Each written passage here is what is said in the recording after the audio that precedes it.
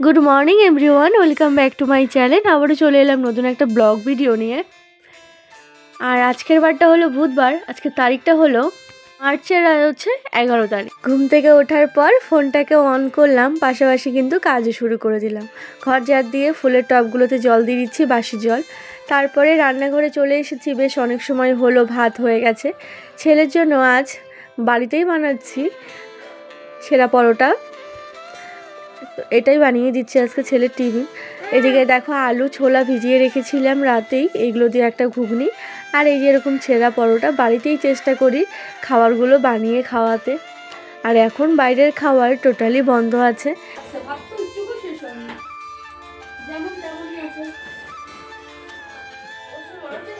এই এক হয়েছে, কদিন থেকে ছেলে একদমই কোনো কিছু খেতে চাইছে না।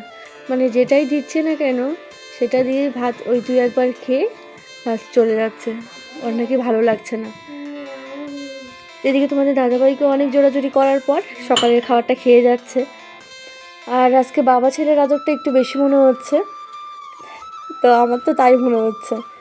তো তারপর তোমাদের দাদাভাইকে জিজ্ঞাসা করলাম কী বলছিল এত তোমাকে, বলছিল আর একটা ব্যাটারি আর একটা মোটর, তো এই দুটো এনে দিতে হবে। নতুন নতুন কত কিছু এখন এক্সপেরিমেন্ট করছে, কখনো লাইট জ্বালাচ্ছে ব্যাটারি দিয়ে, কখনো আবার ফ্যান বানাচ্ছে, নতুন নতুন এখন অনেক কিছুই করছে।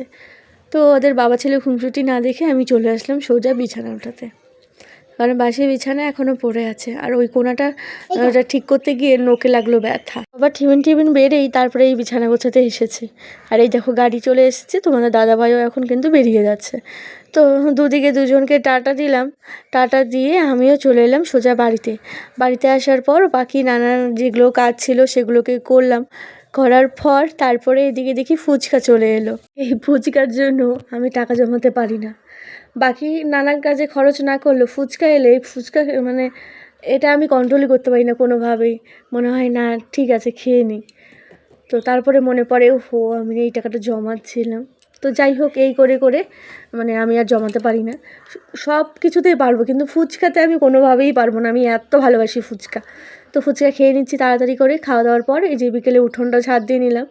আর এদিকে আমার ছেলেও চলে আসলো, এখন ওই 4:30 কি ওই 4:30 বেশি হবে এখন।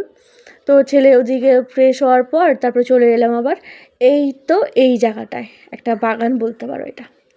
তো বাগানে অনেক গাছ ছিল আগে, তোমরা দেখেছো, তবে এখন কোনো গাছই নেই, এখন শুধু একটা আম গাছ আছে। আর ওই যে দূরে দেখতে পাচ্ছ কিছু কলা গাছ আছে। আর এখানে অনেক আছে গন্ধপাতা গাছ, তো অনেক গন্ধপাতালি গাছ আছে। ছেলের মুখে তো কদিন হলো মানে কিছুই খেতে ভালো লাগছে না, রুচি নেই। তো যাতে একটু রুচি ফিরে আসে সেই কারণে গন্ধপাতার বড়া করব। আর এদিকে না এখানে অনেক স্মৃতি জড়িয়ে আছে, তো এখানে এলেই সেই স্মৃতিগুলো মনে পড়ে যায়। তো কি বলবো, তো যাই হোক মনে পড়ে যায়। তবে ঠিক আছে, যেটা হয় যা হয় সব ভালোর জন্য হয়, তো ওগুলো বাদ দাও। এদিকে দেখো রাতে আজকে কী রান্না করছি। আজ রান্না করছি আমি একটু অন্যরকম কালো জিরা রাইস। তো অনেকে জিরা রাইস খেয়েছো, আজকে আমি কালো জিরা রাইস করছি। ডিম ভেজে একটা ঝোল বানালাম কষা। আর এখানে 10:40 বাজে, আর আমার বর কী করছে আমি দেখাচ্ছি। আর এদিকে ছেলে মেয়ে ঘুমোচ্ছে, ঘুম পাড়ালাম ওদেরকে। আর বাইরে হচ্ছে এখন বৃষ্টি, আর আমার বর এখন করছে ব্যায়াম করছে, মানে বুঝতে পারছো 10:40 বাজে এখন ব্যায়াম করছে। বাইরে হচ্ছে বৃষ্টি, তো এখন তো তাও একটু গরম পড়ে গেছে, স্বস্তি। এই যে ঠান্ডা গেল, এই ঠান্ডার মধ্যেও কিন্তু আমার বর মাঝে মধ্যে এই এত রাত্রে স্নান করেছে। তো এই হলো সেই কালো জিরা রাইস। অ্যাকচুয়ালি না, সকালের ভাত কিছুটা বেঁচেছিল, তো সেগুলো ভাতগুলো কি করব, তো সেগুলোকেই ভেজে নিলাম। আর ডিমের একটা কারি করে নিলাম ডিম ভেজে। এই হলো রাতের মেনু। আজকের ব্লগটা এখানেই শেষ করছি। বাই, সবাই ভালো থেকো, সুস্থ থেকো।